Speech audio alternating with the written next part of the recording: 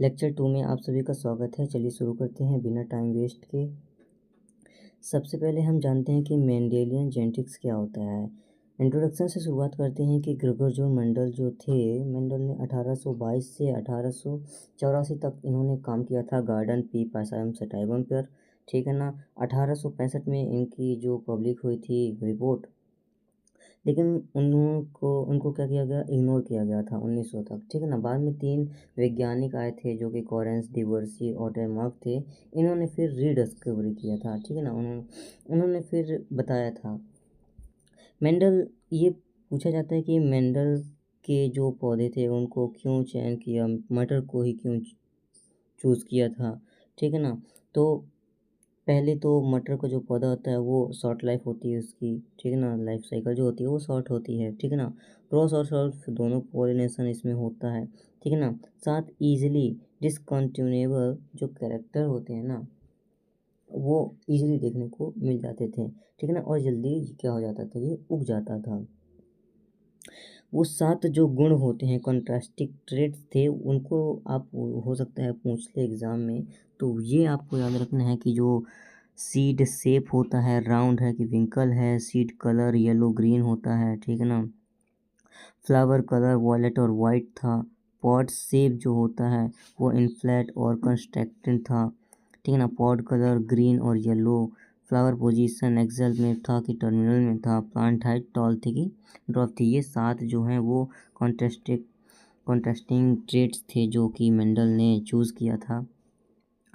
और कुछ जो टर्म थे जो मेंडल ने यूज़ किए थे वो उसको जान लेते हैं कि जीन क्या होता है। जीन जो होता है वो ट्रेट को कंट्रोल करने वाला एक यूनिट होती है, ठीक है ना। एलील उन्होंने नाम दिया था जो जीन का दूसरा रूप है, अल्टरनेटिव जो फॉर्म है उसको एलील कहते हैं।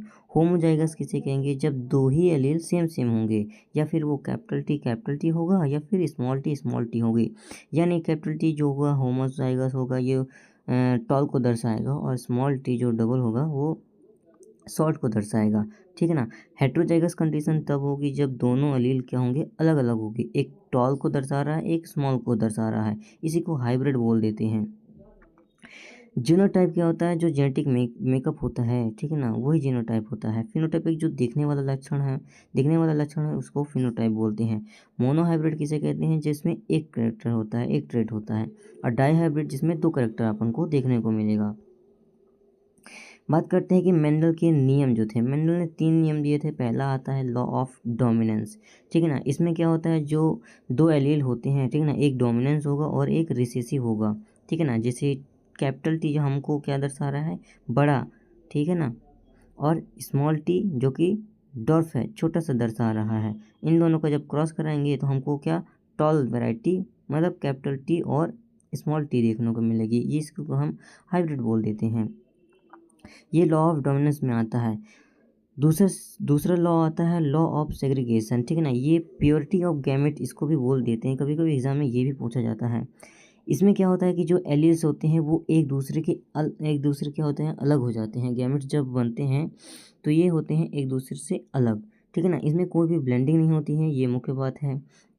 जो हर गैमेट होता है उसका अपना एलील कैरी करता है, ठीक है ना। जैसे देखिए मोनोहाइब्रिड क्रॉस जो है, एग्जांपल के लिए कैपिटल टी स्मॉल टी का 2 के साथ क्रॉस कराते हैं तो इसमें जो जीनोटाइप रेशियो बनता है वो एक जो कि प्योर होमोजाइगस होगा वो कैपिटल टी 1 बनेगा उसका, ठीक है ना। और जो हाइब्रिड बनेंगे उसके 2 बनेंगे, और जो होमोजाइगस बट वो डॉर्फ होगा, ठीक है ना, वो 1 बनेगा। ये हमको जीनोटाइप में देखने को मिलता है। फिनोटाइप में 3 जो होंगे वो टॉल होंगे और 1 जो होगा वो डॉर्फ होगा।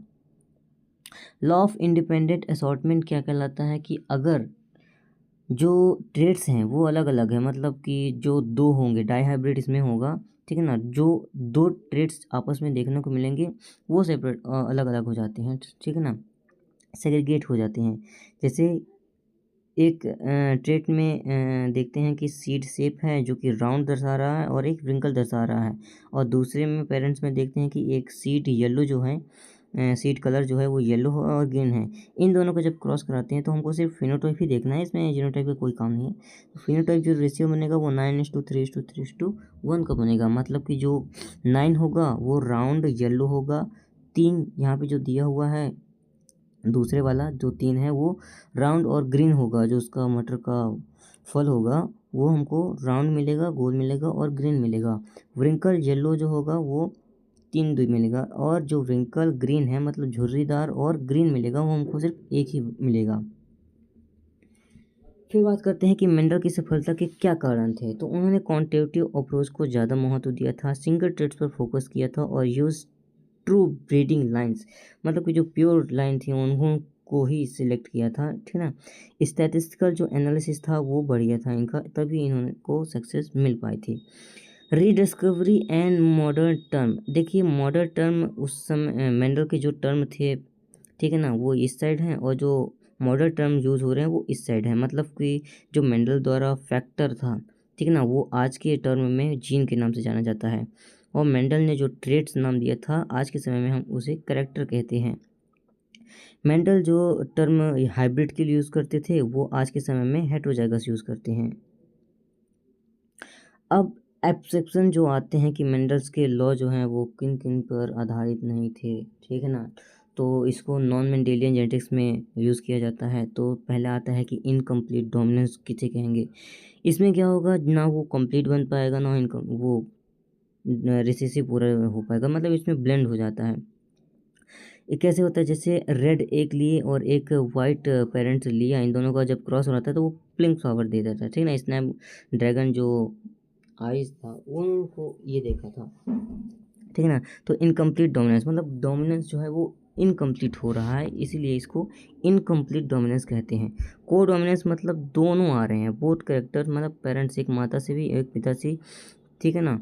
जो ट्रेड्स है वो एक्सप्रेस हो रहे हैं, जैसे ए बी ब्लड ग्रुप, मतलब ए भी है यहाँ पे और बी ब्लड ग्रुप भी है, इसमें ये देखने को मिलता है। मल्टीपल एलिस जो है मोर देन 2 एलिस जहाँ पे होते हैं, जैसे कि देखिए यहाँ पे ए बी और ओ 3 एलिल्स यहाँ पे क्या हो रहे हैं, प्रेजेंट हो रहे हैं, यहाँ पे मल्टीपल एलिस हो रहा है।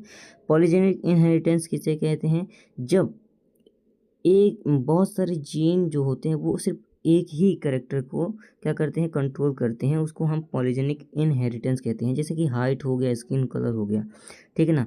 लीथल जीन की बात करें तो लीथल जीन वो जीन होता है जब होमोजोगस कंडीशन में क्या होता है, वो डेथ हो जाता है, ठीक है ना। होमोजोगस कंडीशन रहेगी तो वो जो एलील होगा वो क्या हो जाएगा, डेथ हो जाएगा, जैसे हम येलो माइस में देखते हैं कैपिटल वाई, ठीक है। प्लेयोट्रॉफी क्या होता है, जब एक जीन मल्टीपल फिनोटिपिक इफेक्ट दिखाते हैं, ठीक है ना। सिकल सेल जीन इसमें उदाहरण के लिए आता है, इसको ये याद रखने की जरूरत है, बाकी कुछ नहीं है। Epistasis one gene masks expression of another, मतलब इपिस्टेटिस क्या कहता है कि जो एक ही जीन होगा वो बहुत सारे ट्रेड्स को क्या करेगा, दर्शाएगा। अब यहाँ पे कुछ क्रॉसेस आते हैं जो कि उनके रेशियो जो होते हैं वो पूछ सकता है एग्ज़ाम में, जैसे मोनो हाइब्रिड जो क्रॉस होता है, capital T small T cross with capital T small T, इसमें जो रेशियो बनेगा तो वो फिनोटिपिक रेशियो तो अपन को 3:1 का बनेगा, और जीनोटिपिक रेशियो 1:2:1 का बनेगा।